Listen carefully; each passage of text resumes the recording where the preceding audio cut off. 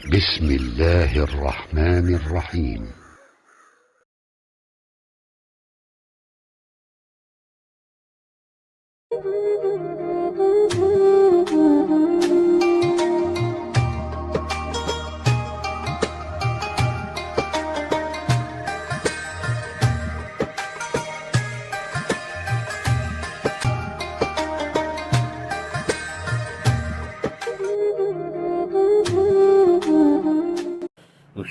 الحمد للہ رب العالمین والصلاة والسلام علی سید الانبیاء والمرسلین وعلی آلہ واصحابہ اجمعین۔ اللہ رب العزت جل جلالہ سورہ بقرہ آیت نمبر 168 میں ارشاد فرماتے ہیں، یا ایہا الناس کلوا مما فی الارض حلالا طیبا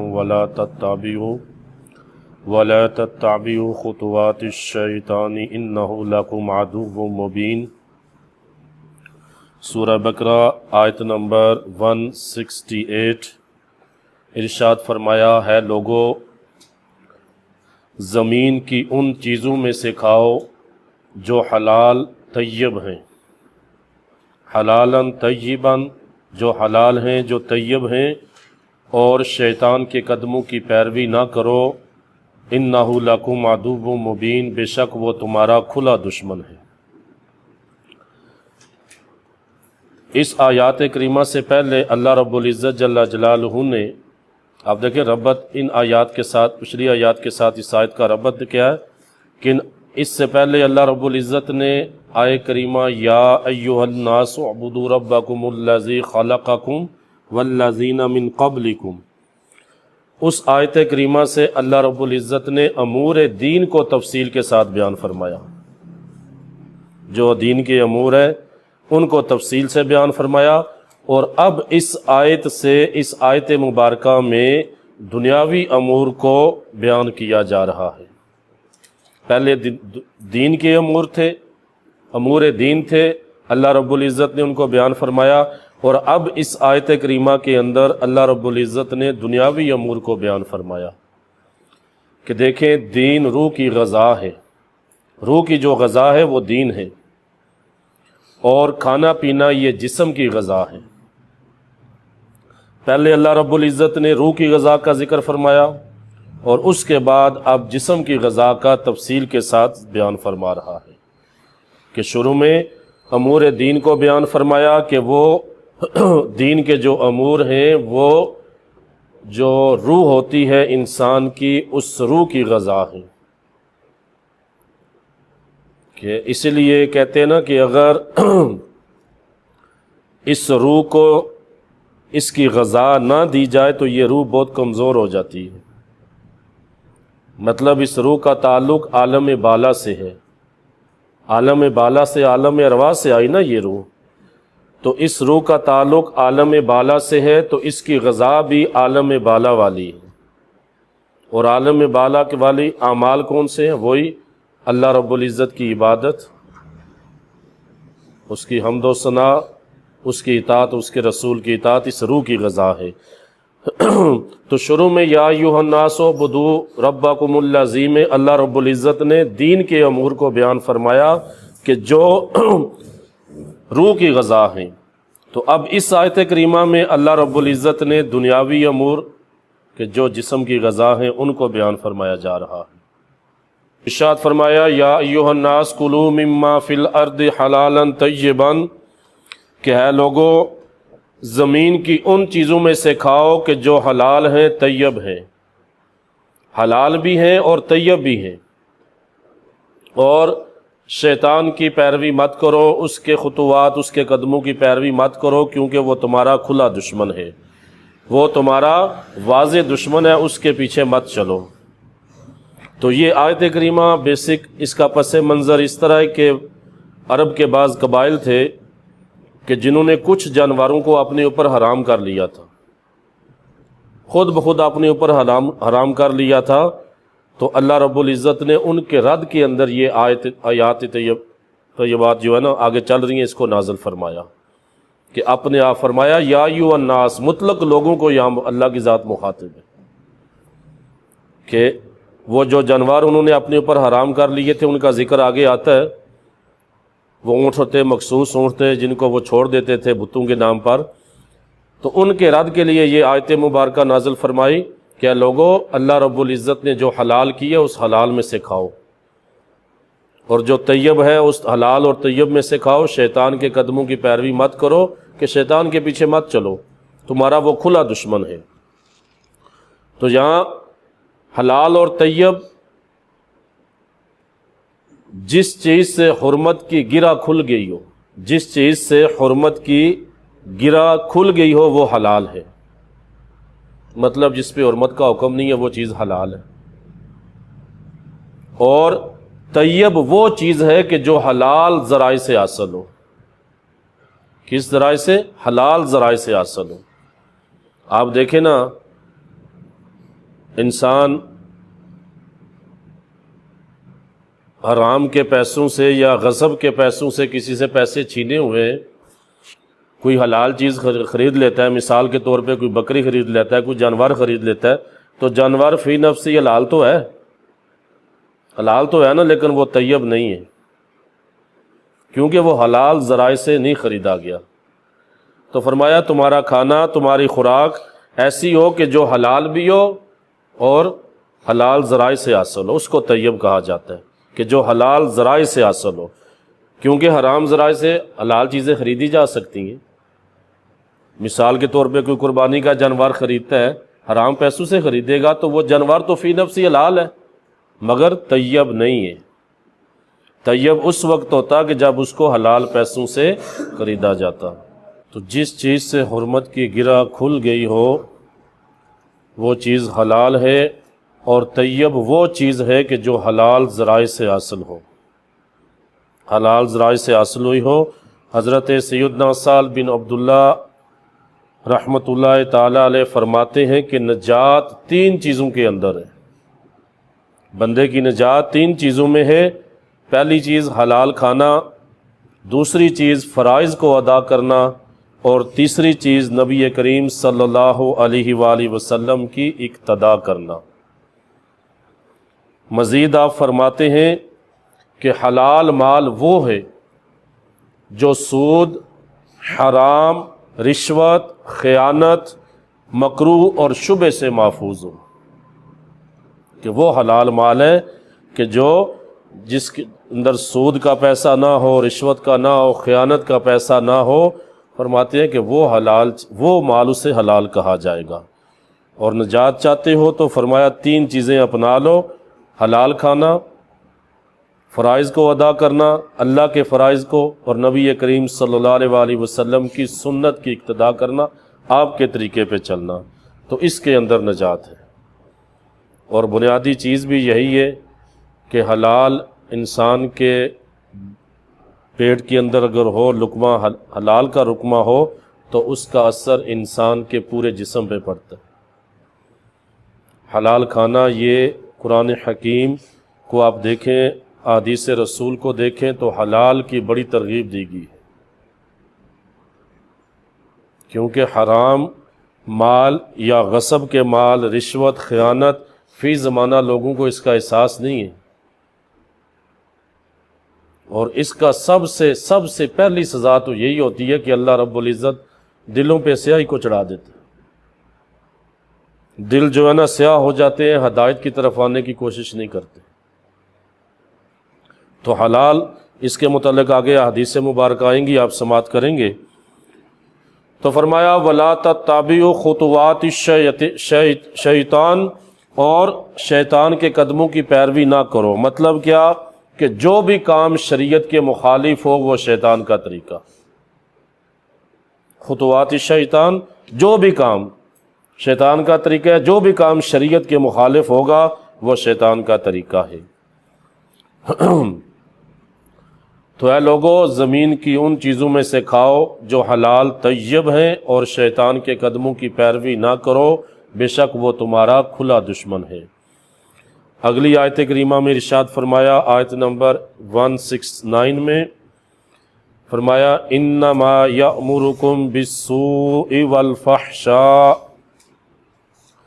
والفحشاء وَأَن تَقُولُوا عَلَى اللَّهِ مَا لَا تَعْمَلُونَ، فرمایا وہ شیطان تمہیں برائی اور بے حیائی کے کاموں کا حکم دیتا ہے۔ انما بے شک یامرکم وہ تمہیں حکم دیتا ہے بالسوء برائی والفحشاء اور بے حیائی کے کاموں کا، وَأَن تَقُولُوا اور تمہیں اللہ کے متعلق ایسی بات کہنے کا حکم دیتا ہے جس کو تم نہیں جانتے، وَأَن تَقُولُوا عَلَى اللَّهِ اور اللہ پر، اللہ کے متعلق تمہیں ایسی بات کہنے کا حکم دیتا ہے مَا لَا تَعْلَمُونَ جسے تم نہیں جانتے۔ تو اب اس آیت کریمہ کی تشریح تھوڑی سماعت فرمائیں۔ دیکھیں سوء اور فحشا اس میں فرق ہے تھوڑا سا۔ سوء کا مطلب برائی ہے، فحشا بے حیائی، اور ہر وہ کام جس سے شریعت نے منع کیا ہو وہ سوء اور فحشا کے اندر آئے گا۔ ہر وہ کام وہ سوء اور فحشا کے زمرے میں آتا ہے۔ قرآن حکیم میں فحشا کا جو لفظ ہے وہ زیادہ تر اس کا اطلاق زنا پہ ہوا ہے۔ قرآن حکیم کے اندر زیادہ تر فحشا، فوش کا جو لفظ ہے، فحشا کا جو لفظ ہے، اس کا اطلاق زیادہ تر زنا پہ آیا ہے، اور صرف ایک جگہ پر اس کا اطلاق جو ہے نا بخل پہ کیا گیا۔ فحشا کا جو لفظ ہے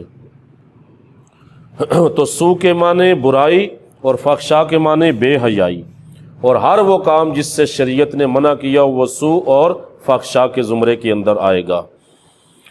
حضرت سیدنا ابن عباس رضی اللہ تعالی نے فرمایا کہ جس کام پر حد نہ ہو وہ سوء ہے، اور جس کام پر حد ہو وہ فحشا ہے۔ حد سے مراد کیا؟ یعنی اسلامی سزا۔ آپ فرماتے ہیں کہ جس کام پہ حد نہ ہو وہ سوء ہے، یعنی وہ برائی ہے جس پہ سزا نہیں ہے کوئی، اسلامی حد نافذ نہیں ہوتی۔ حد یعنی وہ سزا جس کے اندر آج سمجھ لیں کہ کوڑوں کی سزا یا قتل کی سزا، اس طرح کی جو حدود ہیں، اور آپ فرماتے ہیں کہ جس پہ حد ہو وہ فحشا ہے۔ فحشا جیسے کہ زنا ہے، زنا کو فحش کہا گیا ہے، فحشا کہا گیا قرآن حکیم کے اندر، اس کا اطلاق زیادہ تر زنا پہ آیا ہے، تو اس پہ حد جاری ہوگی، یعنی سزا ہے اسلامی۔ اب یہ جس طرح کے پیچھے وہ جس طرح ذکر ہوا کہ بعض عرب کے قبائل نے اپنے اوپر کچھ جانوروں کو حرام کر لیا تھا، تو اللہ نے ان کے رد میں وہ آیت مبارکہ نازل فرمائی، اور یہاں اس آیت میں فرمایا کہ وہ تمہیں اللہ پر وہ بات کہنے کا حکم دیتا ہے جس بات کو تم نہیں جانتے۔ انہوں نے وہ جو جانور اپنے اوپر حرام کیے تھے تو وہ کہتے کیا تھے کہ یہ اللہ نے ہم پہ حرام کیے ہیں، وہ نسل در نسل یہ سلسلہ چلتا آ رہا تھا۔ تو اللہ فرماتا ہے وہ تمہیں اللہ پر ایسی بات کہنے کا حکم دیتا ہے، یعنی اللہ پہ بہتان باندھتے ہو، افطرا باندھتے ہو جسے تم جانتے نہیں، اللہ نے تمہیں نہیں کہا، اللہ نے منع نہیں کیا۔ تو اب وہ کیا تھا؟ مشرکین جو کرتے تھے وہ چند جانور تھے جسے بحیرہ، صاحبہ، وسیلہ اور حام کہتے تھے۔ یہ 4 قسم کے جانور تھے جو یہ بتوں کے نام پہ چھوڑتے تھے، ان کو حرام قرار دیتے تھے، اور یہ گمان کرتے تھے کہ اللہ رب العزت نے ان جانوروں کو حرام کیا ہے، اور اللہ تعالیٰ نے فرمایا کہ ان جانوروں کو اللہ نے حرام نہیں کیا، تم اللہ پر افطرا باندھتے ہو۔ اور شیطان نے اس تحریم، اللہ تعالیٰ کی طرف انہیں اس تحریم کو منسوب کرنے کا حکم شیطان نے دیا تھا۔ تو جو فرمایا نا وَأَن تَقُولُوا عَلَى اللَّهِ، اور تم ایسی بات اللہ پہ کہتے ہو جسے تم جانتے نہیں، وہ ایسی بات کہتا ہے اللہ پہ، تمہیں حکم دیتا ہے کہ ایسی بات کہو، اور یہی بات کہ اللہ رب العزت نے ان جانوروں کو حرام نہیں کیا تھا تو وہ کہتے تھے جناب یہ اللہ نے حرام کیا، اور شیطان کی پیروی میں کہتے تھے۔ تو اب دیکھیں صحیح بخاری کے اندر حدیث مبارکہ باقاعدہ موجود ہے یہ جو جانور تھے ان کے بارے میں، کہ جب اونٹنی جو تھی 5 بچے جان لیتی نا، 5 بچے دے دیتی، اور 6واں جو بچہ وہ آخری نر ہوتا تو مشرکین اس کے کان چیر دیتے اور اس پر سوار ہونے، بوجھ لادنے اور اس کو ذبح کرنے کو حرام کر دیتے۔ یعنی جب 5 بچے اونٹنی جان لیتی، 6واں بچہ نر ہوتا، 5 بچے جان لیتی اور آخری جو ہوتا وہ نر ہوتا، تو اس کو وہ بتوں کے نام پہ چھوڑ دیتے تھے. وہ جہاں چاہتا وہ اونٹنی کھاتی پیتی، جس کی چائے کھیتی میں گھس جاتی، وہ بتوں کے نام پہ چھوڑ، اس کو نہ کوئی ذبح کر سکتا نہ اس پہ کوئی سوار ہوتا تھا. تو یہ اس کو بحیرہ کہتے تھے. ایک جانور یہ تھا. اور دوسرا وہ اگر کوئی شخص دور دراز کے سفر سے آتا یا بیماری سے تندرست ہوتا یا کسی جنگ یا مصیبت سے نجات پاتا تو یہ اعلان کر دیتا کہ یہ جو میری اونٹنی ہے یہ بتوں کے نام پہ چھوڑ دی گئی ہے، یہ بتوں کے لیے چھوڑی گئی ہے، اور اس پر سواری اور اس کے ذبح کو وہ بندہ حرام کر دیتا. تو وہ جہاں جی چاہتی وہ چرتے، وہ جانور جاتا، وہ جہاں اونٹنی ہوتی وہ چرتی پانی پیتی جس کے مرضی جا کے، تو اس کو منع نہیں کیا جاتا تھا. اس کو صائبہ کہتے تھے. بحیرہ وہ جانور جو 5 بچوں کو لگاتار بچوں کو جنم دینے کے بعد آخری بچہ جو نر جنم دے تو اس اونٹنی کو بحیرہ کہتے تھے، اور اس کو بتوں کے نام پہ چھوڑتے تھے. اور اگر کوئی شخص کسی مصیبت سے بچ جاتا، جنگ سے زندہ سلامت آ جاتا، بیماری سے شفا صحت یاب ہو جاتا، تو وہ ایسے ہی اپنے ایک جانور کو اونٹنی کو چھوڑ دیتا کہ یہ بتوں کے نام پہ، اس سے کوئی ہاتھ نہیں لگا سکتا، ایسے کوئی ذبح نہیں کر سکتا، اس پہ کوئی سوار نہیں ہو سکتا. تو اس کو صائبہ کہتے تھے. اور جب کوئی اونٹنی یکے بعد دیگرے مادہ کو جنم دیتی، یعنی لگاتار مادہ بچے جنم دیتی، تو اس کو بھی بتوں کے تقرب کے لیے ذبح نہیں کرتے تھے. اس کو وسیلہ کہتے تھے. اور جب ایک معین تعداد میں اونٹ جو ہے وہ جفتی کر لیتا تو اس کو بھی بتوں کے لیے چھوڑ دیتے. اس کو حام کہتے تھے. حام، ہا الف میم، حام، یعنی ایک اونٹ جو ہے نا مقصود تعداد کے اندر وہ جفتی کر لیتا تو پھر اس کو چھوڑ دیتے، اسے حام کہتے تھے. تو یہ 4-5 قسم کے ان کے جانور تھے جو انہوں نے بتوں کے نام پہ چھوڑے ہوئے تھے، اور یہ کہتے تھے کہ یہ اللہ نے ہم پہ حرام کیے. تو اللہ رب العزت نے ان کا رد فرمایا ان تقولوا علی اللہ ما لا تعلمون، کہ وہ تمہیں اللہ پر ایسی بات کہنے کا حکم دیتا ہے کہ جس کو تم نہیں جانتے. تو اس کا بھی رد فرمایا یہ ہے لوگو، یہ جانور اللہ نے حرام نہیں کیے. اب آگے دیکھیں آیت نمبر 170 کے اندر 170 فرمایا وَإِذَا قِيلَ لَهُمُ اتَّبِعُوا مَا أَنزَلَ اللَّهُ قَالُوا بَلْ نَتَّبِعُ مَا أَلْفَيْنَا عَلَيْهِ آبَاءَنَا وَلَوْ كَانَ آبَاؤُهُمْ لَا يَعْقِلُونَ شَيْئًا وَلَا يَهْتَدُونَ. اور فرمایا جب ان سے کہا جاتا ہے کہ تم اس کی پیروی کرو جو اللہ نے نازل کیا ہے، لہم اتبعوا، تم اس کی پیروی کرو، ما انزل اللہ، جو اللہ نے نازل کیا ہے، قالوا، تو آگے سے کیا تھے، بل نتبع، کہ بلکہ ہم تو پیروی کریں گے، ما الفینا علیہ آباءنا، کہ جس پر ہم نے اپنے باپ دادا کو پایا. ہم اس کی پیروی کریں گے جس پہ ہم نے اپنے باپ دادا کو پایا. اللہ فرماتا ہے خواہ وَلَوْ كَانَ آبَاؤُهُمْ لَا يَعْقِلُونَ شَيْئًا وَلَا يَهْتَدُونَ، فرمایا اگرچہ ان کے باپ دادا کچھ نہ سمجھتے ہوں اور نہ ہدایت پہ ہوں، اگرچہ وہ جاہل ہیں نہ ہدایت پہ ہیں، اس کے باوجود وہ کہتے ہیں، فرمایا اگرچہ اس کے باوجود کہتے ہیں ہم تو اپنے باپ دادا پہ چلیں گے. تو یہی بات جو سلسلہ چل رہا ہے دنیاوی امور کا، جانوروں کے متعلق، کھانے پینے کا، تو مشرکین سے جب کہا جاتا کہ اللہ نے ان جانوروں کو حرام نہیں کیا، ان کا کھانا جائز ہے، لہٰذا ان کو ذبح کرو، ان سے نفع اٹھاؤ، تو وہ کہتے کہ ہم اپنے باپ دادا سے یہی سنتے چلے آ رہے ہیں کہ ان جانوروں کا کھانا حرام ہے، ہم ان ہی کی پیروی کریں گے، خواہ ان کے، فرمایا خواہ ان کے باپ دادا بے علم اور بے ہدایت ہوں.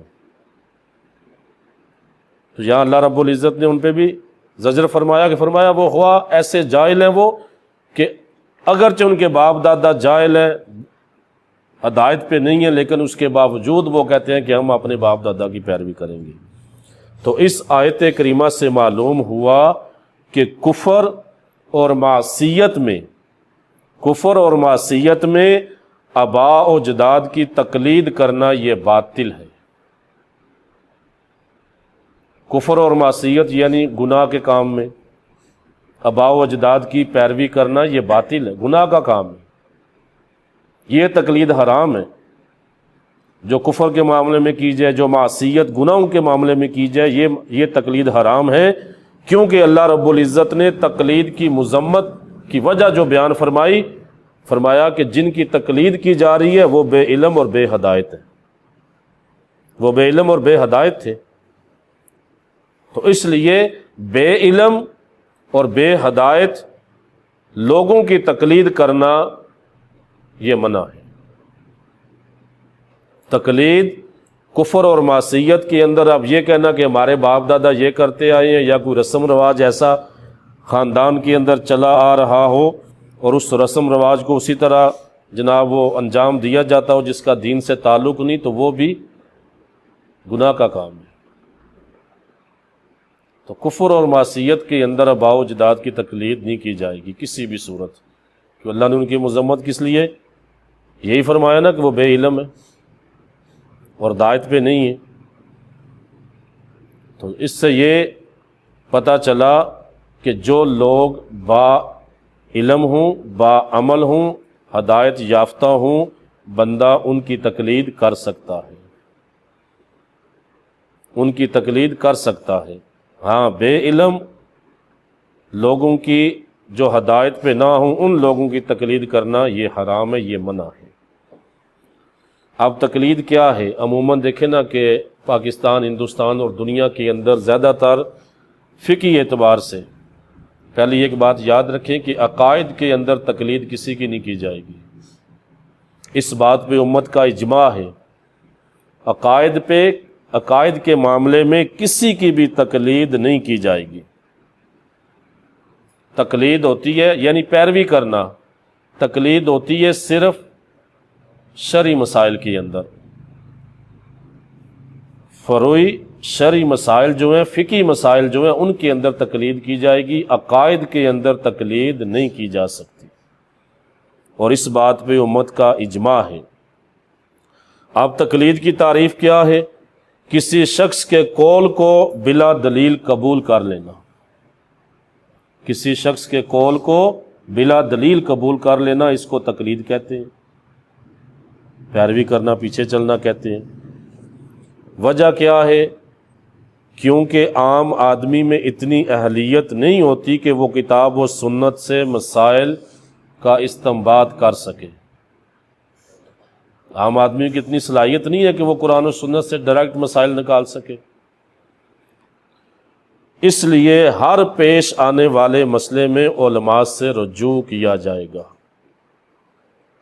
تو وہ علماء سے رجوع کرے گا، اور علماء اس کو اللہ رسول کا جو حکم بتائیں گے وہ اس پہ عمل کرے گا، اس کو تقلید کہتے ہیں بس۔ اور یہ فروعی شرعی مسائل، فقہی مسائل کے اندر ہے۔ آپ دیکھیں نا، یہ امت کے اندر زیادہ تر 4 فقہ ہیں نا، حنفی، شافعی، مالکی اور حنبلی، یہ 4 اسکول آف تھاٹس ہیں نا ہمارے اسلام کے اندر۔ تو وہ اگر بندہ ان کے اندر جا کے گہرائی میں غور کرے نا، تو امت کی آسانی کے لیے، امت کی آسانی کے لیے، کہ بعض اوقات فقہ حنفی کے اندر ایک مسئلہ بڑا سخت ہوتا ہے، لیکن وہی جب ضرورت پیش آ جائے یا حرج ہو یا ضرر ہو، نقصان حرج کی بنا پہ، تو پھر وہ شریعت اجازت دیتی ہے کہ فقہ حنفی کی طرف رجوع کر لیا جائے۔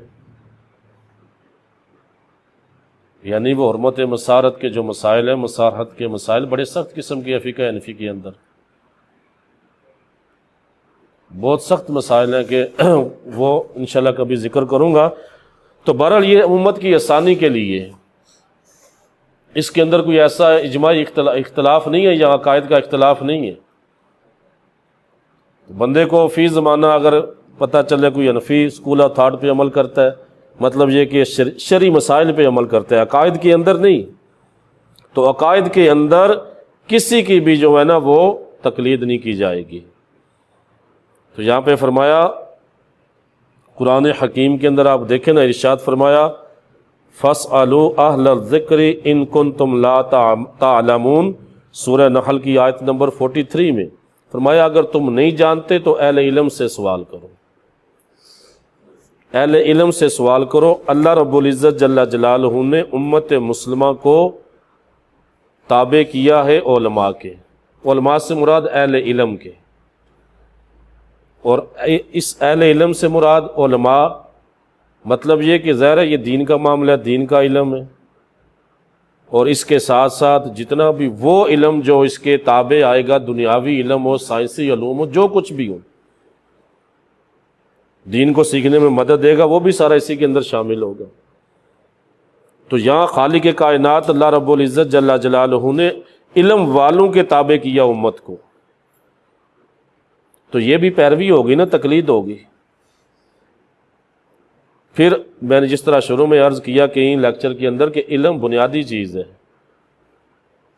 فرمایا نا انما یخشی اللہ من عبادہ العلماء، حصر کے ساتھ فرمایا، تاکید کے ساتھ، کہ اللہ سے اس کے بندوں میں سے وہی ڈرتے ہیں جو اہل علم ہیں، جو علماء ہیں، مطلب یہ کہ جن کے پاس علم ہے، تو علم بنیاد ہے۔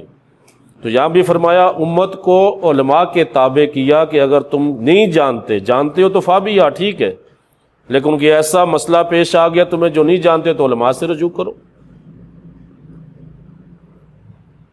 پھر دیکھیں امت کا اس بات پر اجماع ہے کہ جس طرح میں عرض کر چکا ہوں کہ عقائد میں تقلید کرنا جائز نہیں ہے۔ ہر شخص پر فرض ہے کہ وہ کتاب اور سنت اور عقل سے غور و فکر کر کے اللہ تعالیٰ کے وجود اور اس کے واحد ہونے کا علم حاصل کرے، اور دلیل سے اللہ رب العزت کی توحید اور حضور سیدنا محمد صلی اللہ علیہ وآلہ وسلم کی نبوت کو حق مانے اور جانے۔ یہ ہے عقائد۔ تو عقائد کے اندر کسی کی پیروی نہیں، ہر مسلمان کے لیے لازم ہے کہ وہ اللہ رب العزت جل جلالہ کی اس کتاب و سنت اور عقل سے غور و فکر کر کے اللہ پر ایمان رکھے۔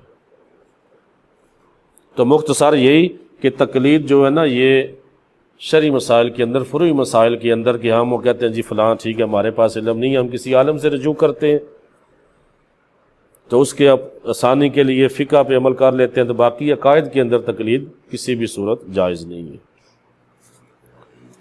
تو یہاں فرمایا کہ جب ان سے کہا جاتا ہے کہ تم اس کی پیروی کرو جو اللہ نے تم پہ نازل کی ہے، ایمان لاؤ، اللہ کا حکم مانو، اللہ نے تمہیں جو حلال چیزیں کھانے کا حکم دیا وہ کھاؤ، اپنے پر کیوں حرام کرتے ہو؟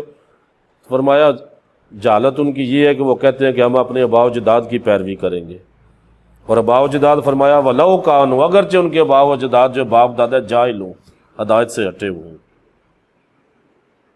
تو یہاں بھی یہ صریح اصول قرآن حکیم کی روشنی میں کہ کفر اور معصیت کے اندر آباء و اجداد کی پیروی نہیں کی جائے گی، یہ قرآن سے اصول ہمیں ملا۔ پھر اس کے بعد آیت نمبر 171 میں ارشاد فرمایا فَمَثَلُ الَّذِينَ كَفَرُوا كَمَثَلِ الَّذِي يَنْعِقُ بِمَا لَا يَسْمَعُ إِلَّا دُعَاءً وَنِدَاءً صُمٌّ بُكْمٌ عُمْيٌ فَهُمْ لَا يَعْقِلُونَ، اور فرمایا اور ان لوگوں کی مثال، اب ان کی مثال اللہ رب العزت ارشاد فرما رہا ہے جن نے وَمَثَلُ الَّذِينَ كَفَرُوا، فرمایا ان لوگوں کی مثال جنہوں نے کفر کیا ایسی ہے جیسے کوئی شخص ایسی چیز کو پکارے جو پکار اور آواز کے سوا کچھ نہ سمجھتی۔ مثلا ایسی چیز کو پکارنا مطلب کیا کہ وہ پکار اور ندا تو سن رہے ہیں، جس طرح جانوروں کو بلایا جاتا ہے، کہ جو لوگ محض باپ دادا کی تقلید میں اپنے کفر پہ اڑ جاتے ہیں، ان کی یہ تشبیہ فرمایا، جانوروں سے تشبیہ دی ان کی، کہ کس طرح کہ جنہیں پکارا جائے تو وہ پکارنے والے کی آواز تو سنتے ہیں نا، آواز بھی سنتے ہیں، اس کی پکار بھی سنتے ہیں، لیکن سوچنے سمجھنے کی صلاحیت سے بالکل آری ہوتے ہیں۔ تو یہاں اللہ رب العزت نے ان کفار کی مثال ان جانوروں سے تشبیہ دی، اور فرمایا کہ ان کی مثال ایسے ہی ہے جیسے کوئی اپنے جانوروں کو پکارتا ہے۔ اب جانور آواز بھی سنتے ہیں نا، آپ دیکھیں مشاہدہ، ان کو بولیں تو آواز سنتے ہیں، آواز بھی سنتے ہیں، پکار بھی سنتے ہیں، لیکن سوچنے سمجھنے کی صلاحیت آ رہی ہے وہ۔ فرمایا یہی ان کافروں کا معاملہ ہے۔ اور تمثیل سے مراد یہ ہے کہ رسول اللہ صلی اللہ علیہ وآلہ وسلم اور مسلمان ان لوگوں کو سمجھانے کی کوشش کر رہے ہیں، لیکن وہ اس دعوت پہ کان دھرنے کو تیار نہیں ہیں۔ ان کا معاملہ جانوروں جیسے کہ پکار تو سنتے ہیں، آواز تو سنتے ہیں، دعوت حق تو سنتے ہیں، لیکن اس دعوت پر لبیک کہنے کے لیے، ایمان لانے کے لیے تیار نہیں ہیں۔ تو ان کو یہاں اللہ رب العزت نے ناعیقہ یعنی اس سے تشبیہ دی، جانوروں سے تشبیہ دی۔ اور ناعیق کا معنی ہوتا ہے چراہوں کا، چرواہے کا اپنی بکریوں کو ڈانٹنا یا للکارنا۔ یہ فرمایا نا جو ینعق الذی کمثل الذی ینعق،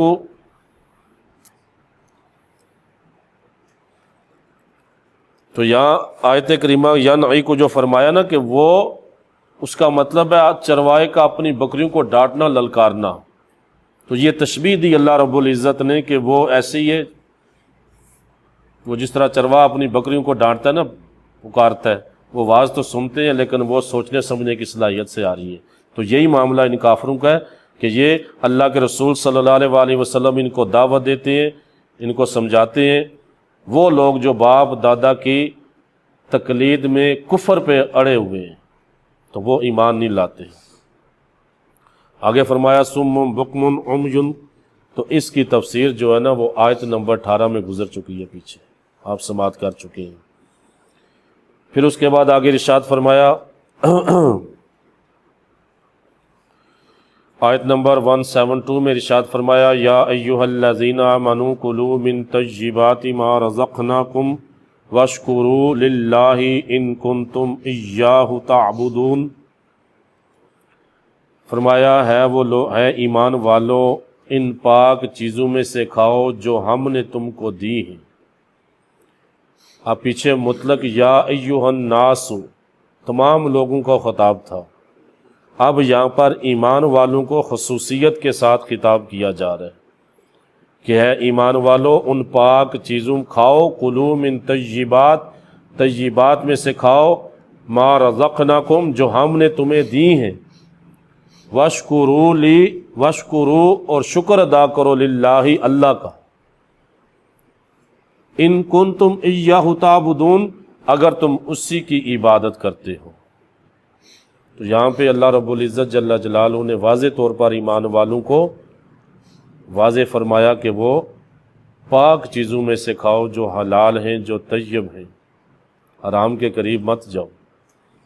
حضرت سیدنا ابو ہریرہ رضی اللہ تعالیٰ عنہ بیان کرتے ہیں کہ اللہ کے رسول صلی اللہ علیہ وآلہ وسلم نے ارشاد فرمایا اللہ تعالیٰ پاک ہے، وہ پاک چیز کے سوا کسی اور چیز کو قبول نہیں کرتا، اور اللہ تعالیٰ نے مسلمانوں کو وہی حکم دیا ہے جو اس نے اپنے رسولوں کو حکم دیا تھا۔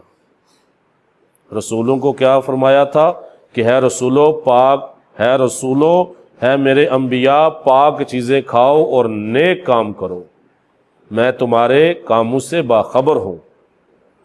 اور فرمایا ہے مسلمانوں ہماری دی ہوئی چیزوں میں سے پاک چیزیں کھاؤ، ناپاک کے قریب مت جاؤ، حرام کے قریب مت جاؤ۔ پھر اللہ کے پاک رسول صلی اللہ علیہ وآلہ وسلم نے ارشاد فرمایا، آپ دیکھیں نا یہ بہت اہم ترین اور جن جوڑنے والی حدیث سے مبارک ہے، اور اس حدیث کو بندہ اپنے اذہان کے اندر، اپنے قلوب کے اندر ثبت کر لینا تو یقین کیجئے بندہ اپنے آپ کا بھی تزکیہ کر سکتا ہے، پاک و صاف بھی ہو سکتا ہے۔ ارشاد فرمایا پھر پاک نبی صلی اللہ علیہ وآلہ وسلم نے، یہ صحیح مسلم کی حدیث ہے جلد نمبر 1 کے اندر صفحہ 326 پہ ارشاد فرمایا، پھر آگے اللہ کے پاک رسول صلی اللہ علیہ وآلہ وسلم نے فرمایا، پھر آپ نے ایسے شخص کا ذکر فرمایا کہ جو لمبا سفر کرتا ہے۔ ایک شخص ہے جو بڑا لمبا سفر کر رہا ہے، سفر کرتا ہے، اس کے بال غبار آلود ہیں، اور وہ آسمان کی طرف ہاتھ اٹھا کر کہتا ہے یا ربی یا ربی، ہے میرے رب، ہے میرے رب۔ فرمایا اس کا کھانا پینا حرام ہو، اس کا لباس حرام ہو، اس کی غذا حرام ہو، اس کی غذا حرام ہو تو اس کی دعا کیسے قبول ہوگی؟ فرمایا نا جنت اللہ پاک ہے، پاک چیزوں کو پسند کرتا ہے، جنت پاکیزہ ہے اور پاکیزہ لوگوں کے لیے ہے۔ فرمایا نا خبیث خبیثوں کے لیے، طیب طیب لوگوں کے لیے۔ تو وہاں یہ فرق، یہ بہت اہم ترین حدیث سے مبارک ہے جس کے اندر حلال اور حرام کی اہمیت بندے کے رونگٹے کھڑے ہو جاتے ہیں۔ فرمانا ایک بندہ مسافر ہے، سفر کی حالت میں ہے، غبار اور لود بھی ہے، حالت اس کی خراب ہے، کنڈیشن اس کی مسافرت والی ہے، تو آسمان کی طرف ہاتھ اٹھا کے دعا کرتا ہے، کیونکہ مسافر کی ایک اس لیے بھی کہ مسافر کی دعا قبول ہوتی ہے۔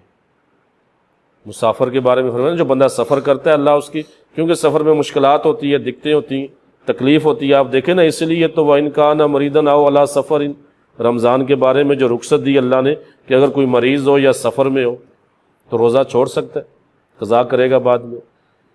تو یہاں سفر سمجھے کہ عذاب کا ٹکڑا ہوتا ہے، اگرچہ آج بڑی آسائشیں آ گئی لیکن پھر بھی سفر تو سفر ہی ہے۔ تو اس کنڈیشن کے اندر بندہ مسافر ہو تو اس کی دعا قبول ہوتی ہے، باقاعدہ حدیث سے ثابت ہے۔ فرمایا ایسا بندہ ہو لیکن وہ آسمان کی طرف ہاتھ اٹھا کے یا ربی یا ربی یا ربی پکارتا رہے مگر اس کی دعا قبول نہیں ہوگی۔ وجہ کیا کہ اس کا لباس حرام ہے، اس کا کھانا حرام ہے، وہ حرام کھاتا ہے، اس کے بدن کے اندر لقمہ حرام ہے۔ اور جس کے بدن کے اندر لقمہ حلال ہو، یقین کریں کہ پھر وہ پوری تاثیر بدن پہ آتی ہے، دل پہ آتی ہے، دماغ پہ آتی ہے، جس کی وجہ سے بندے کے لیے وہ سوچنے سمجھنے کی صلاحیت بندے کی مفقود ہو جاتی ہے۔ پھر بندہ دیکھیں نا آپ کس کنڈیشن میں چلا جاتا ہے۔ بڑے بڑے لوگ جناب جن کو نہ شریعت کا پاس، نہ اللہ رسول کا پاس، نہ دین کا پاس، پھر وہ ظلم بھی کرتے ہیں، جیسے انہوں نے مرنا نہیں ہے، جیسے انہوں نے دنیا سے نہیں جانا، جیسے انہوں نے جناب وہ سمجھ رہتے ہیں کہ دنیا ہی ہمارا سب کچھ ہے۔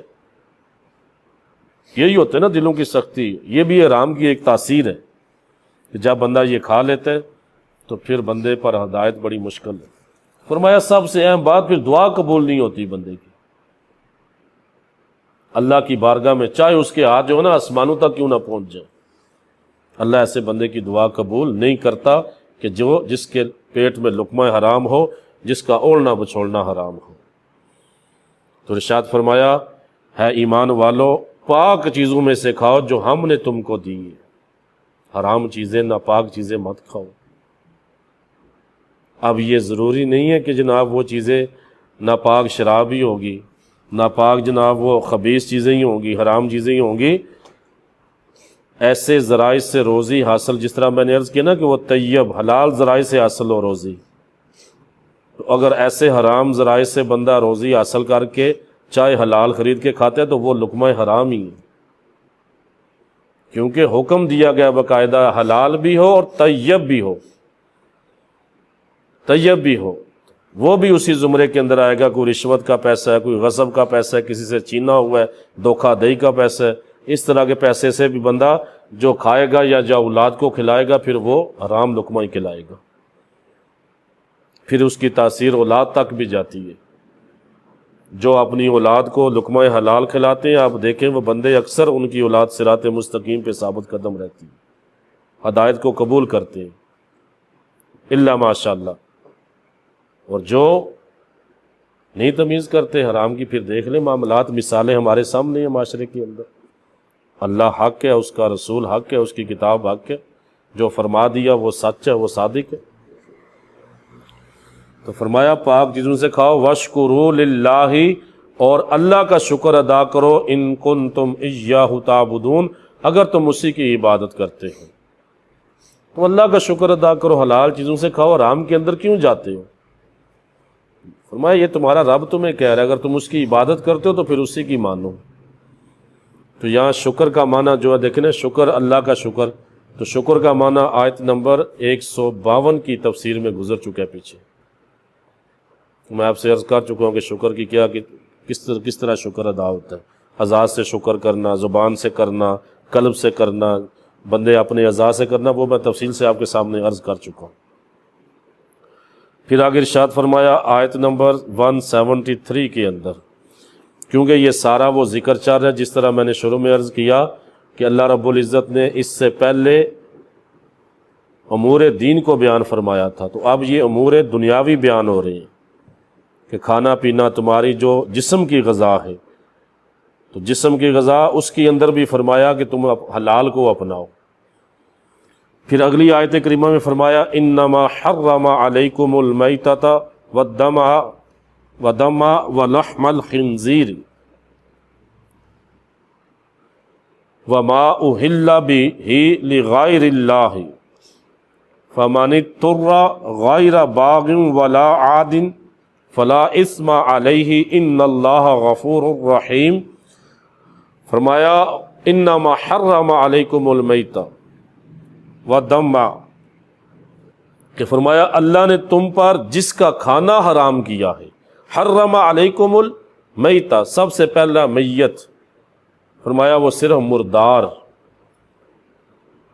ودم اور خون، ولحم الخنزیر اور خنزیر کا گوشت، وما اہل بہ اور وہ جانور جس پر ذبح کے وقت غیر اللہ کا نام لیا گیا ہو، لغیر اللہ وما اہل بہ جو پکارا گیا جس کے ساتھ، یعنی ذبح کرتے وقت جس جانور پہ غیر اللہ کا نام پکارا گیا، فرمایا وہ بھی حرام ہے۔ فمن اضطر، فرمایا مگر سو جو شخص مجبور ہو جائے، حالت اضطرار میں ہو، غیر باغن جبکہ وہ نافرمانی کرنے والا، ولا عادن اور نہ حد سے بڑھنے والا ہو، فلا اثم تو اس پہ کوئی گناہ نہیں ہے، اس پہ کوئی گناہ نہیں ہے کہ وہ ان چیزوں کو استعمال کر سکتا ہے۔ یہ جو ذکر ہوا پیچھے، یعنی حالت اضطراری کیفیت کے اندر آ جائے تو ایسا بندہ جو نہ تو نافرمانی کرنے والا ہے، نہ حد سے بڑھنے والا ہے، تو اس پر کھانے یا استعمال میں ان چیزوں کو لانے میں کوئی حرج نہیں۔ بے شک اللہ، ان اللہ غفور الرحیم، اور بے شک اللہ بہت بخشنے والا اور مہربان ہے۔ اب یہ جو آیت کریمہ ہے اس کے اندر بے شمار مسائل ذکر ہوئے، اور بیسک بنیادی طور پر اس آیت میں 4 چیزوں کا بیان ہے۔ 4 چیزوں کا بیان ہے۔ پہلے نمبر پہ میت یعنی مردار، دوسرے نمبر پہ خون، تیسرے نمبر پہ خنزیر کا گوشت، اور چوتھے نمبر پہ غیر اللہ کے نام پر ذبح کیا جانے والا جانور۔ 4 چیزوں کا ذکر فرمایا، المیتۃ والدم ولحم الخنزیر وما اہل بہ لغیر اللہ۔ تو یہ 4 چیزوں کا ذکر فرمایا گیا۔ اور اس ضمن کے اندر ایک یہ بھی عرض کر دوں کہ بعض لوگ کہتے ہیں جناب وہ سور کا نام لینے سے زبان ناپاک ہو جاتی ہے، اکثر سنا ہوگا نا، یا خنزیر کا نام۔ خنزیر کا نام تو قرآن کے اندر ہے، خنزیر وہ باقاعدہ قرآن کے اندر نام ہے، اس کا ذکر ہے۔ تو وہ ہم لوگ ایسی اپنی بنا لیتے ہیں، اپنی اپنی باتیں بنائی ہوتی ہیں، تو وہ تو قرآن کی آیت مبارکہ وَلَحْمَ الْخِنْزِيرِ۔ تو 4 چیزوں کا ذکر ہوا۔ اب سب سے پہلے دیکھیں مردار، المیتۃ، مردار مراد کیا کہ جو حلال جانور بغیر ذبح کیے مر جائے یا اس کو شرعی طریقے کے خلاف مارا گیا، یا وہ بلندی سے گر کے مر گیا، یا کسی درندے نے اسے ہلاک کیا، اسے مردار کہتے ہیں، اور اس کا کھانا حرام ہے۔ البتہ مردار کا دباغت کیا ہوا چمڑا کام میں لانا اور اس کے بال، سینگ، ہڈی سے فائدہ اٹھانا جائز ہے۔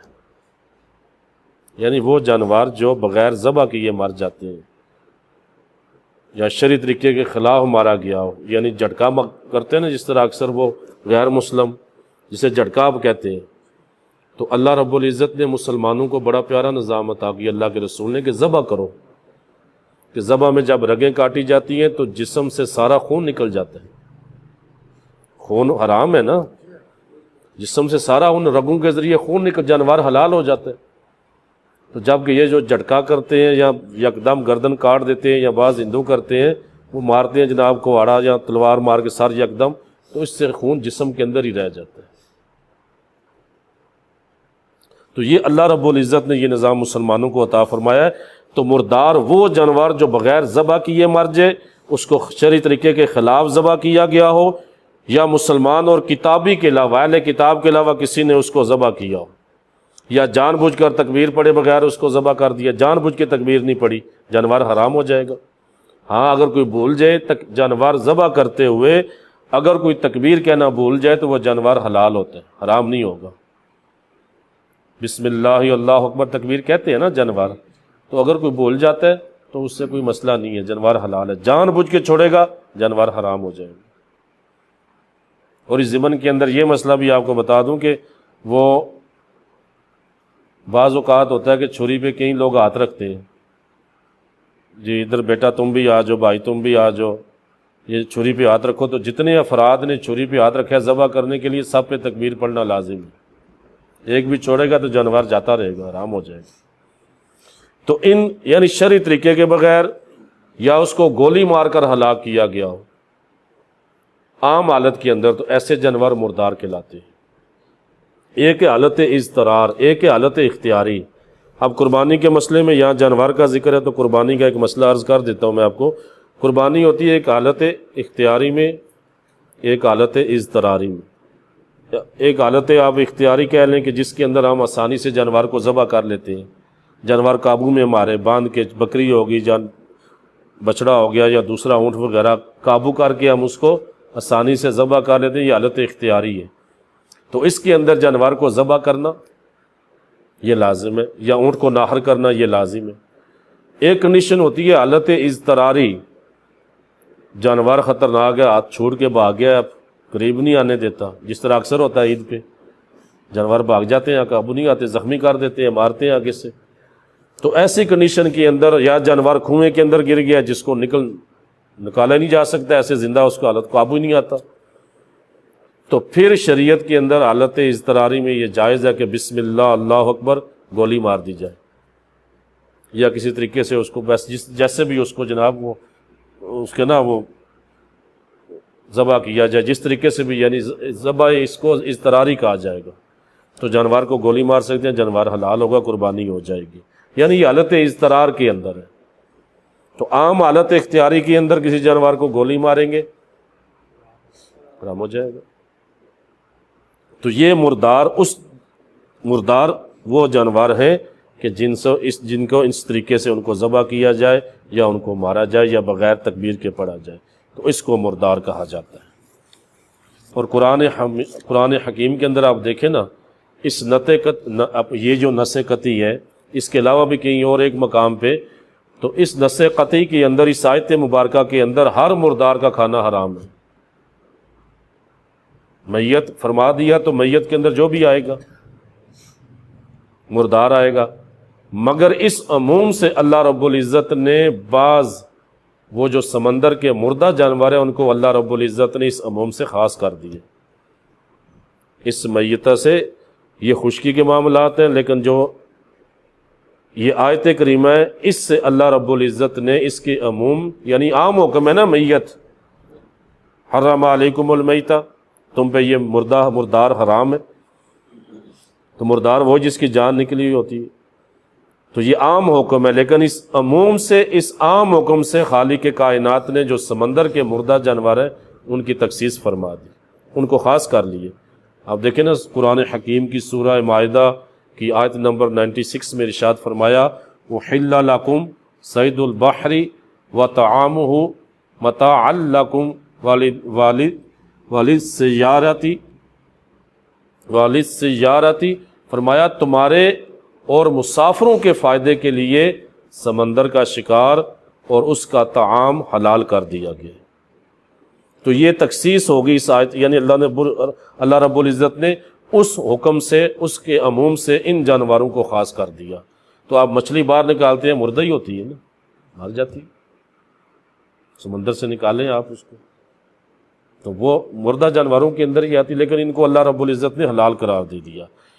اور اس ضمن کے اندر جس طرح میں نے اسکول آف تھاٹ صاحب کے سامنے عرض کی ہے کہ 4 ائمہ اربع عالم علماء اسلام جو ہے ہمارے، تو علماء اسلام میں سے امام احمد بن حنبل اور امام شافعی کے نزدیک مچھلی ہو یا کوئی اور سمندری جانور ہو، سب بغیر ذبح کے حلال ہے۔ ان دو علماء اسلام کے نزدیک سمندر کی ہر چیز جو سمندری جانور سب حلال ہے بغیر ذبح کے، اور امام مالک ان کے نزدیک سمندری خنزیر کے سوا سب حلال ہے۔ سمندر کا ایک خنزیر بھی نواں جانور ہے، اس کے علاوہ آپ فرماتے ہیں کہ سارے جانور حلال ہیں۔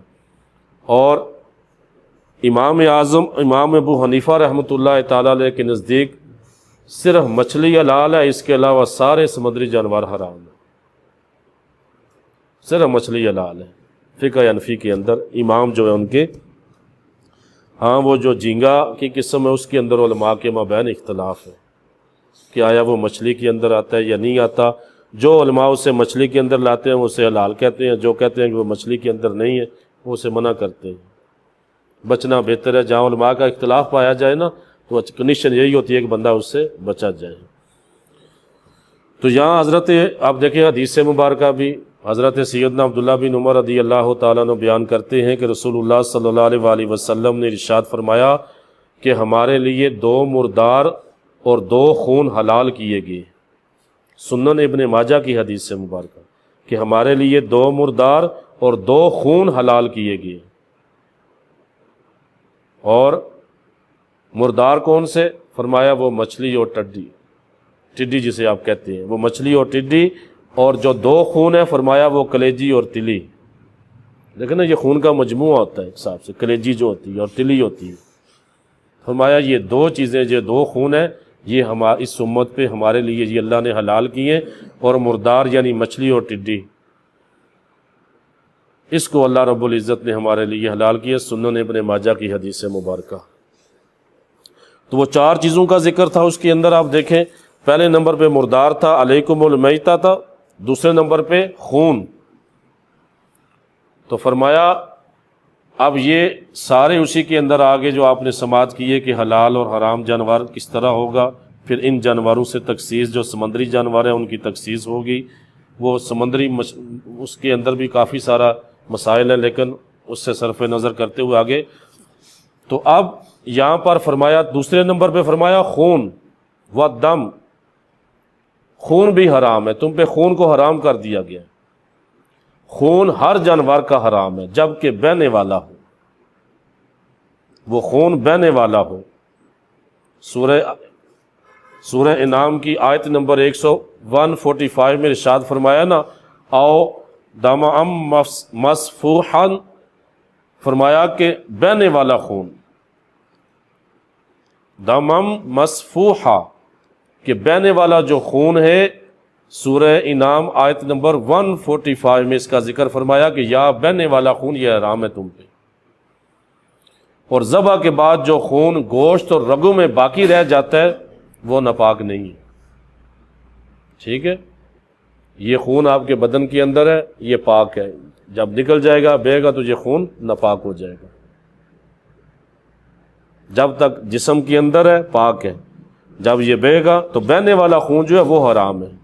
آپ دیکھیں عموماً گوشت کے اندر ذبح کے بعد بھی خون رہتے ہیں نا، بعض لگا رہتا ہے، اگرچہ ہم دھوتے ہیں کافی دفعہ دھوئیں پھر بھی وہ رنگت بدلتی ہے نا، تو وہ خون جو لگا ہوتا ہے گوشت کو وہ حلال ہے۔ وہ خون یعنی جو بہنے والا خون ہے اس کو حرام قرار دیا گیا ہے۔ اور یہاں خون سے مراد وہی بایا ہوا خون مراد ہے۔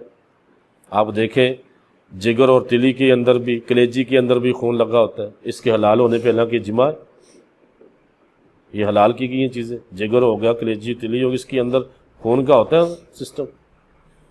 اور اسی طرح مچھلی کے ساتھ جو خون لگا ہوتا ہے وہ بھی حرام اور نجس نہیں ہے۔ تو یہ چیزیں یعنی وہ خون سے مراد وہ خون ہے جو بہنے والا ہو۔ آپ ذبح کرتے ہیں جانور کا خون بہا گیا تو وہ حرام خون ہے، اس کو استعمال میں نہیں لا سکتے۔ ہاں جو خون اس کے جسم میں باقی بچ جاتا ہے، گوشت کے ساتھ اس کا اتصال ہو جاتا ہے تو وہ پھر اس کا وہ اگر استعمال میں آ جاتا ہے تو اللہ رب العزت نے اس پہ آسانی فرمائی ہے، سختی نہیں فرمائی۔ تو قرآن حکیم کی اس آیات مبارکہ میں شرعی ضرورت کے بغیر، اب دیکھیں نا، شرعی ضرورت کے بغیر مردار اور خون وغیرہ کو حرام کیا گیا۔ یہاں شرعی ضرورت کا ذکر نہیں ہے، مطلق حرام کیا گیا نا اس آیت کریمہ میں۔ لیکن یاد رکھیں کہ جب شرعی ضرورت ہو،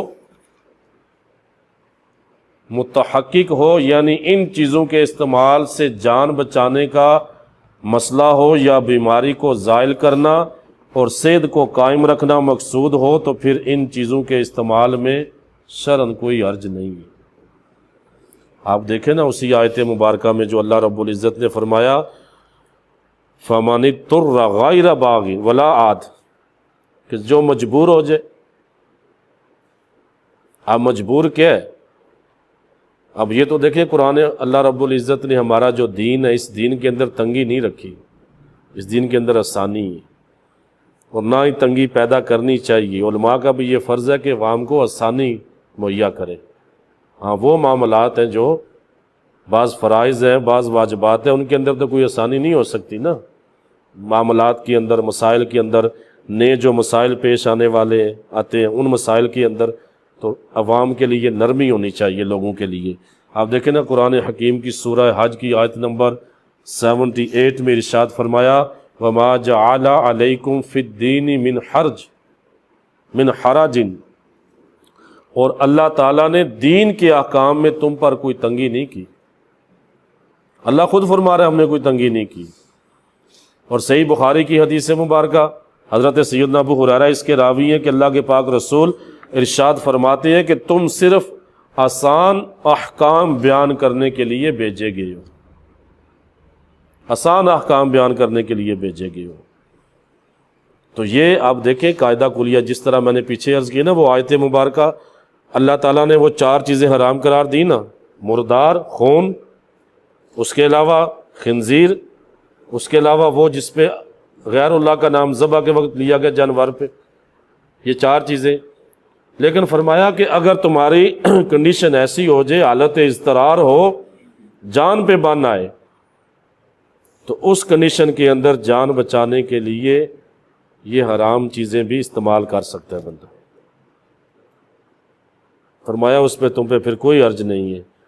مثال کے طور پہ مثال دوں گا، جیسے کوئی بندہ بھوکا ہے یا پیاسا اتنا شدید ہے، یا اس کی جان پہ بن گئی ہے جناب، وہ لقمہ اس کے گلے میں اٹک گیا ہے، سانس بند ہو گیا، پانی نہیں ہے لیکن شراب رکھی ہوئی ہے، تو حکم میں شراب پی کے اپنی جان بچائے، لقمہ نیچے کرے۔ یا بھوکا پیاسا ہے، اتنا بھوکا ہے کہ اب کھائے گا نہیں تو جان پہ بن جائے گی، نقصان پہنچے گا جان جانے کا، سور پڑا ہوا ہے یا گوشت ہے یا مردار ہے یا خون ہے، تو وہ اس کو خون کو پی لے یا اس مردار کو کھا لے، کھا کر اپنی اتنا کھائے کہ جس سے اس سے جان بچ سکے، تو وہ اجازت ہے، رخصت ہے اس کے اندر۔ خود آگے اسی آیت کریمہ کے اندر فرمایا نا فَمَنِ اضْطُرَّ غَيْرَ بَاغٍ وَلَا عَادٍ، تو سو جو مجبور ہے تو اس کے لیے جائز ہے کہ وہ چیزیں جان پہ جب بن آئے، تو اسی ضمن کے اندر بہت سارے مسائل بھی اللہ رب العزت جل جلالہ کے اس حکم کے تحت فقہائے کرام نے بہت سارے مسائل بھی اخذ کیے۔ آپ دیکھیں نا پھر جس طرح میں نے عرض کیا، دین کے اندر تنگی نہیں ہے، دین سے مشقت اور مصیبت یا بوجھ کو اٹھا لیا گیا۔ آپ دیکھیں شریعت میں یہ قاعدہ ہے کہ جس عبادت کی ادائیگی میں امت کو حرج اور ثقل ہو تو وہ عبادت اٹھا لی گئی۔ آپ دیکھیں جس طرح مضطر یعنی مجبور مردہ کھا لیتا ہے، مجبور کو مردہ کھانے کی اجازت ہے نا، حرام پینے کی اجازت ہے، یعنی وہ جو مجبور ہے۔ اسی طرح مریض رخصت دے گی نا، دین کے اندر تنگی نہیں رکھے گی۔ اب یہ نہیں حکم کہ سارے روزے رکھو ہر صورت میں، فرمایا اگر مسافر اور مریض ہو تو تمہیں روزہ چھوڑنے کی اجازت ہے، مریض ہو تو یمم کر سکتے ہو، یعنی دین کے اندر یہ آسانی ہے۔ اب یہ نہیں کہا گا کہ ہر صورت ہی تم نے جناب وضو کرنا ہے، پانی سے کرنا ہے، نہیں، آسانی ہے۔ وضو نہیں کا پانی نقصان دہ ہے تمہیں تو یمم کر لو، مریض ہو روزہ چھوڑ سکتے ہو۔ تو یہ دین میں مشقت نہیں ہے، دین سے مشقت اور بوجھ کو اٹھا لیا اللہ رب العزت نے، آسانی۔ تو اسی لیے فرمایا کہ تم آسان احکام بیان کرنے کے لیے بھیجے گئے ہو۔ تو جس طرح میں نے عرض کیا نا کہ وہ آیت کریمہ کا آخری ٹکڑا کہ سو جو مجبور ہو، وہ نافرمانی کرنے والا بھی نہیں، نہ حد سے بڑھنے والا ہے، تو اس کے لیے جائز ہے کہ وہ ان میں سے اس کو استعمال کر سکتے ہیں، ان چیزوں کو کھا سکتے ہیں حالت اضطرار کے اندر۔ فَمَنِ اضْطُرَّ، وہاں بھی یہ فرمایا کہ اضطراری کیفیت میں ہو، تو اس آیت مبارکہ کے تحت دیکھیں آپ مجبوری کی بعض حالتوں میں یہ جو خون ہم لوگ دیتے ہیں، اب خون جسم سے نکل جاتا ہے ناپاک ہوتا ہے، جسم میں رہتا ہے پاک ہوتا ہے، لیکن مجبوری کے تحت ہم وہ خون دوسرے بدن کو بھی لگا رہے ہیں۔ تو یہ مجبوری کی بعض حالتوں میں ایک بیمار یا زخمی انسان کے جسم میں دوسرے انسان کے خون کو منتقل کرنے کی ضرورت پیش آتی ہے۔ اب یہ مجبوری بن جاتی ہے۔ ایک وجہ تو یہ ہے کہ جب کوئی حادثے میں زخمی ہو جاتا ہے، جسم سے بہت سا خون نکل جاتا ہے، تو اس کی فوری جان بچانے کے لیے اس کو فوراً خون کی ضرورت پڑتی ہے نہیں پڑتی؟ تو یہ مجبوری کی حالتیں۔ خون اگرچہ حرام قرار دیا گیا ہے، لیکن یہاں کے اس معاملے میں لگایا جائے گا جان بچانے کے لیے۔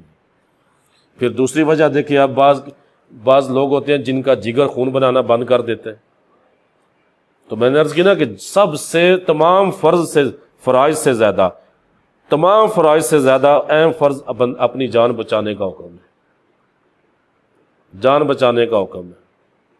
روزہ رکھنے سے اگر جان پہ بندھی ہے تو روزہ چھوڑنے کا حکم ہے۔ روزہ جو رکھے گا وہ گناہ گار ہوگا۔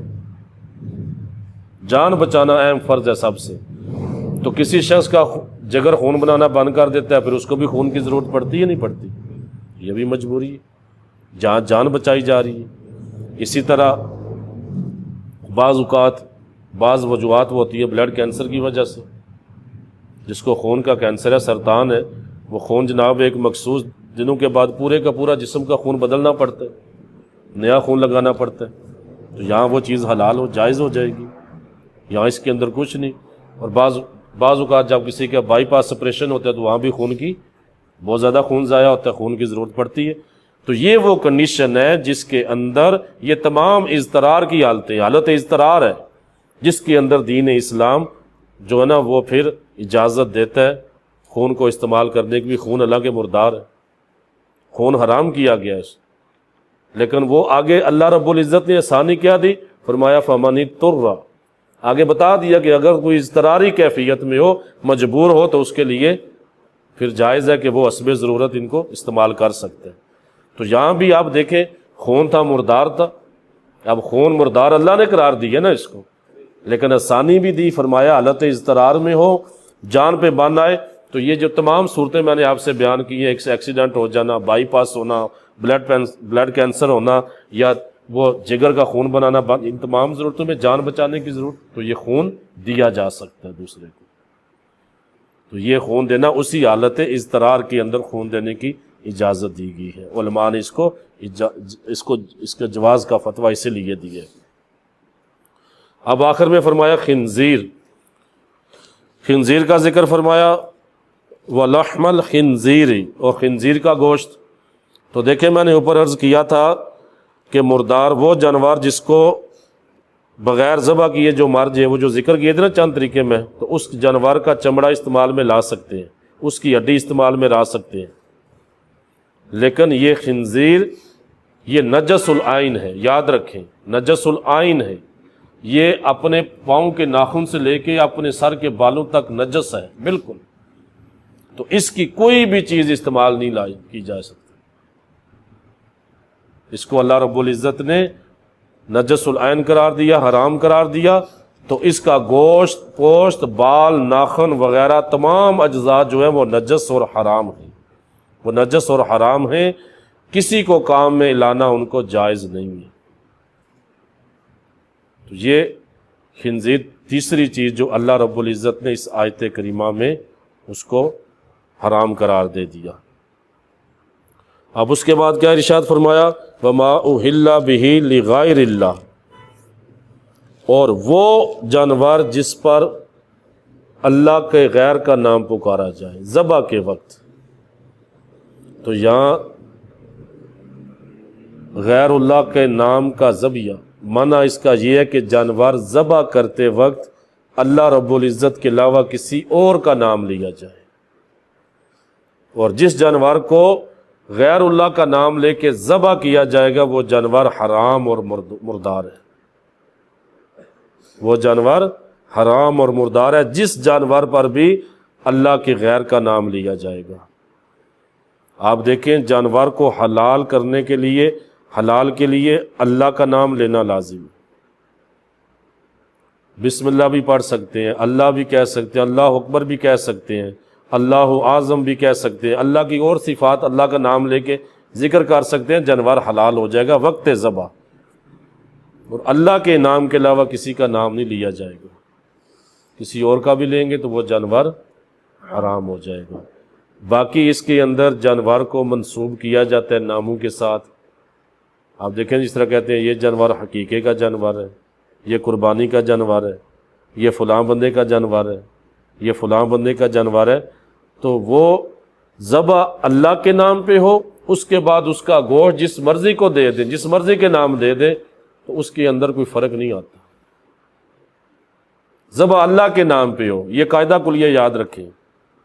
اس آیت مبارکہ کو لے کے بہت سارے معاملات اختلاف کرتے ہیں بہت سارے لوگ، ہمیں ان اختلاف میں جانے کی ضرورت نہیں، لیکن بیسک جو بات ہے وہ بدیہی سی بات جو ہے نا، وہ کامن سینس وہ یہی ہے کہ ذبح کے وقت اللہ کا نام لیا جائے، اس کے بعد گوشت کو آپ کسی بھی نیک کام میں خرچ کر سکتے ہیں، کسی بھی نیک کام کے اندر غریبوں کو دے سکتے ہیں، عقیقہ کر سکتے ہیں، کسی دوسرے جگہ پہ بیچ سکتے ہیں، مدارس کے بچوں کو بیچ سکتے ہیں، اس جانور کو کوئی بھی نام دے سکتے ہیں، لیکن شرط یہ ہے کہ وہ جانور جب ذبح ہو، اس ذبح پہ صرف اللہ کا تقرب حاصل کرنے کے لیے، اللہ کا تقرب حاصل کرنے کے لیے جانور کو ذبح کیا جائے اللہ کا نام لے کر۔ تو جب کفار کرتے کیا تھے؟ جانوروں کا قرب حاصل کرنے کے لیے ذبح کرتے تھے نا، تو غیر اللہ کا قرب حاصل کرنے کے لیے اگر جانور کو ذبح کیا جائے گا تو وہ جانور حرام ہو جائے گا۔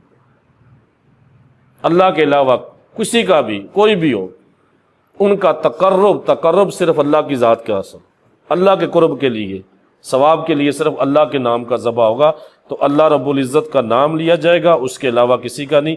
اگر کوئی لے گا جس طرح کفار کرتے تھے، یعنی کسی جانور کو ذبح کرتے وقت کسی بت کا نام لے دیا، کسی دیوی کا نام، کسی دیوتا کا نام دے دیا، تو وہ جو بھی اس طرح کریں گے اللہ کے سوا نام لیا جائے گا تو وہ گوشت کھانا اس کا حرام ہو جائے گا، وہ جانور حرام مطلق ہوگا، وہ حلال نہیں ہے، کسی صورت بھی حلال نہیں ہوگا۔ تو یہاں پہ اوپر میں نے ایک عرض کیا تھا کہ شروع میں مردار کا جب ذکر تھا میت کے ذکر میں، تو وہ میں نے عرض کیا تھا مسلم اور کتابی، اہل کتاب بھی جانور کو ذبح کر سکتے ہیں اللہ کا نام لے کے۔ اہل کتاب سے مراد عیسائی اور یہودی اور عیسائی اللہ کا نام لے کے اگر جانور ذبح کریں تو ان کا جب ذبیحہ حلال ہے ہمارے دین میں، ہماری شریعت میں۔ اگر وہ اور کوئی کفریہ کلمات نہ کہیں تو وہ اگر آپ کا ذبح، بہتر تو یہ کہ خود بندہ ذبح کرے، اللہ کا نام لے۔ لیکن اگر اہل کتاب میں سے کتابی اگر جو ہیں یہود یا عیسائی اگر بسم اللہ کا نام لے کے جانور ذبح کرتے ہیں تو ان کا ذبیحہ ہمارے شریعت میں حلال ہے۔ اس کے علاوہ کوئی اور ذبح کرے گا تو وہ جانور حرام نہیں ہوگا۔ ہاں، اس کے اندر بعض جگہ سوال کیا جاتا ہے کہ کیا مسلمان عورتیں بھی جانور ذبح کر سکتی ہیں؟ ہاں، تو کر سکتی ہیں، اس کے اندر کوئی شک و شبہ، عورت بھی جانور ذبح کر سکتی ہے، اس کے اندر شرط نہیں ہے کہ صرف مرد ہی کرے۔ عورت صرف یہ کہ وہ مرد کے مقابلے میں کمزور کہہ لیں آپ، لیکن بعض عورتیں ہوتی ہیں مرد کے مقابلے میں بھی طاقتور۔ تو اللہ رب العزت جل جلالہ کے نام کے علاوہ کسی اور کا نام لیا تو وہ جانور حرام ہو جائے گا، حرام میں مطلق، وہ اس کا گوشت کھانا حرام ہو جائے گا، مطلق وہ حرام ہو جائے گا۔ تو ذبح کے لیے لازم ہے اللہ رب العزت کا نام پکارا جائے، اللہ کا نام لے کر جانور کو ذبح کیا جائے۔ تو یہ آیت نمبر 173 یہاں تک اللہ رب العزت جل جلالہ نے ان امور کو بیان فرمایا ہے کہ جو جن کا تعلق ہمارے کھانے پینے سے دنیاوی امور سے ہے، اور اس سے ماقبل جو آیات مبارکہ تھیں اس کے اندر اللہ رب العزت نے دینی امور کو بیان فرمایا۔ دینی امور ہماری روح کی غذا ہیں، اور یہ دنیاوی امور جو ہیں یہ کھانا پینا ہمارے جسم کی غذا ہے۔ تو اللہ رب العزت نے ان امور کے بھی وہ بھی لازم رکھے، اور یہ امور بھی ہم پہ جو لازم فرمائے، تو ان کے اندر بیسک جو بات ارشاد فرمائی کہ وہ طیب اور حلال چیزوں کو کھایا جائے، حرام چیزوں کے قریب نہ آیا جائے۔ اللہ رب العزت کی بارگاہ میں دعا ہے کہ جو سنا یاد رکھنے کی توفیق عطا فرمائے، اس میں اگر کوئی غلطی کوتاہی ہوگی ہو تو اللہ کریم اپنی رحمت کاملہ کے صدقے معافی عطا فرمائے، آمین بجاہ النبی۔